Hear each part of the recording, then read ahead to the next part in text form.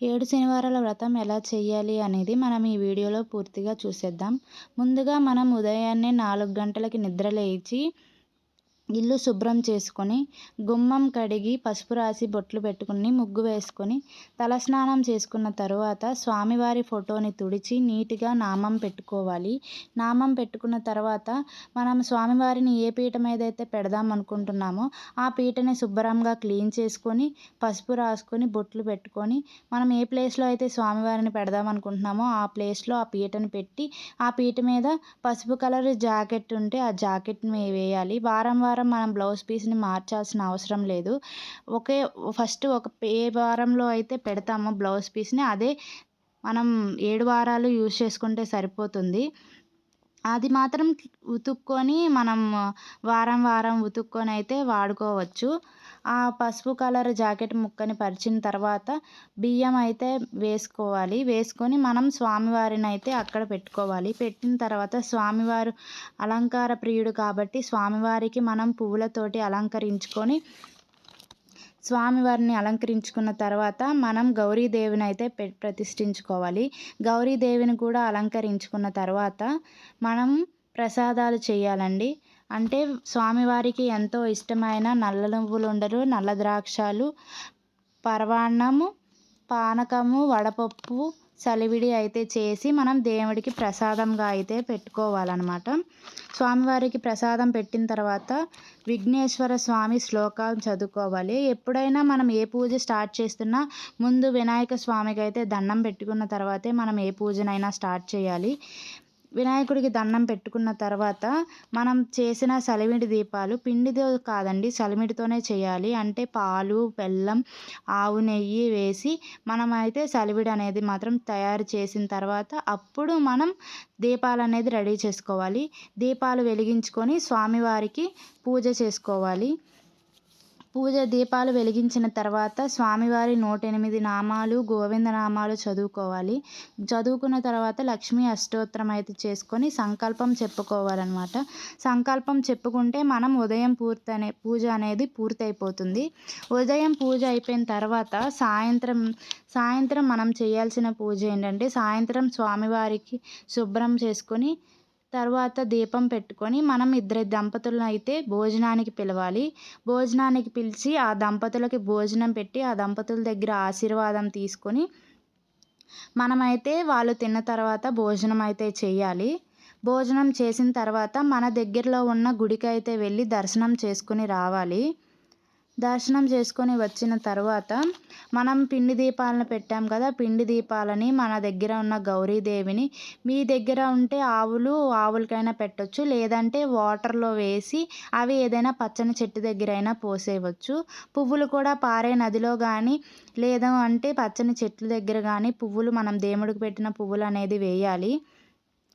వేసిన తర్వాత మనం ప్రసాదాలు చేసాం కదండి, మార్నింగ్ చేసే ప్రసాదాలు అయితే కన్ఫామ్గా మనం అన్నీ చేయాలి. అంటే నల్ల నువ్వుల ఉండలు, నల్ల ద్రాక్షాలు, సలివిడి, వడపప్పు, పానకము, పరమాన్నము ఇవన్నీ కంపల్సరీ చేయాలండి. దేవుడికి ప్రసాదాలు అయితే చేసుకోవాలి. చేసుకున్న తర్వాత మనము ఆ పిండి దీపాలని అలా వాటర్లో నానబెట్టి చెట్టు దగ్గర వేసేసాం కదా, వేసేసిన తర్వాత ఇంకా పూజ అనేది ఈ వారం కంప్లీట్ అయిపోతుందండి. బ్రహ్మచర్యం ఖచ్చితంగా పాటించాలి. నాన్ వెజ్ అస్సలు తినకూడదు. అలా అని పూజ అయిపోయినంత వరకు 2 మంత్స్ వరకు తినకుండా అనేం కాదు, అది మీ ఇష్టము.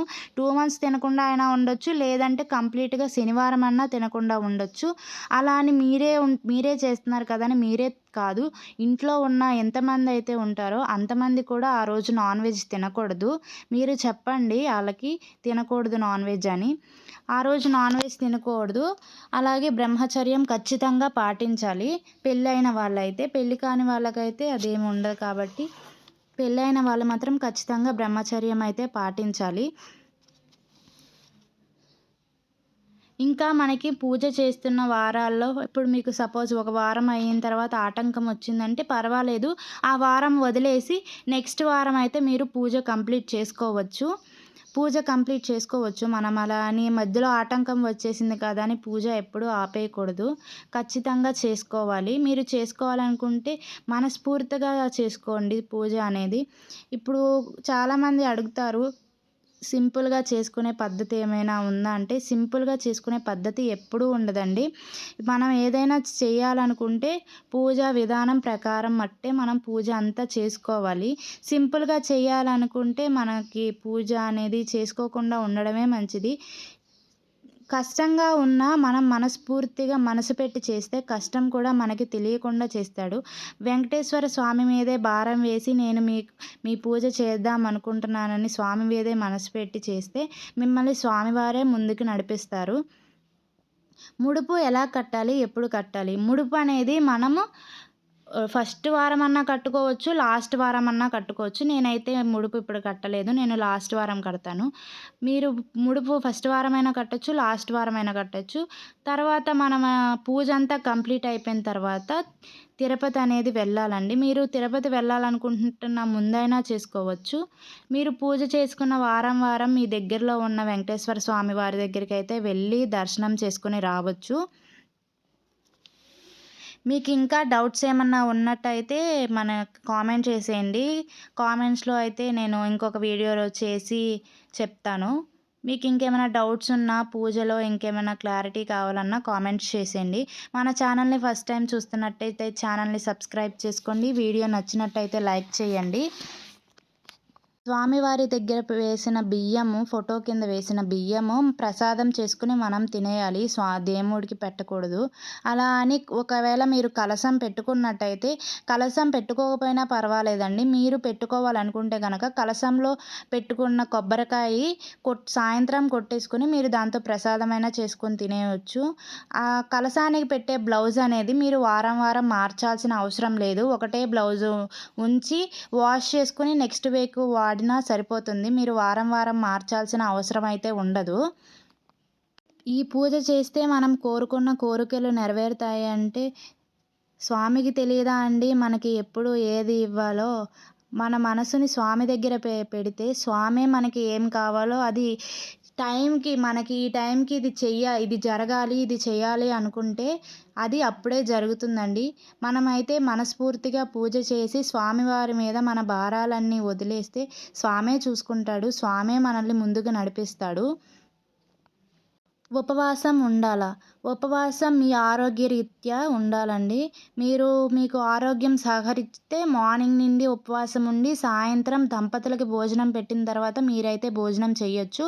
లేదు మాకు ఆరోగ్యం సహకరించదు, మేము అంత చేయలేమనుకుంటే ఒంటిపూట ఉండొచ్చండి. అంటే మార్నింగ్ ఏమి తినకుండా ఆఫ్టర్‌నూన్ తిని నైట్ తినొచ్చు. లేదంటే మార్నింగ్ మనము బ్రేక్‌ఫాస్ట్ చేసేసి సాయంత్రం కూడా బ్రేక్‌ఫాస్ట్ అయినా చేసుకోవచ్చు. అది మీ ఆరోగ్యరీత్యా మీరు ఉపవాసం ఉండాలా లేదా అనేది అయితే ఉంటుందండి. ఇలాంటి మరిన్ని వీడియోస్ కోసం మన ఛానల్‌ని అయితే సబ్స్క్రైబ్ చేసుకోండి. వీడియో నచ్చితే లైక్ చేయండి.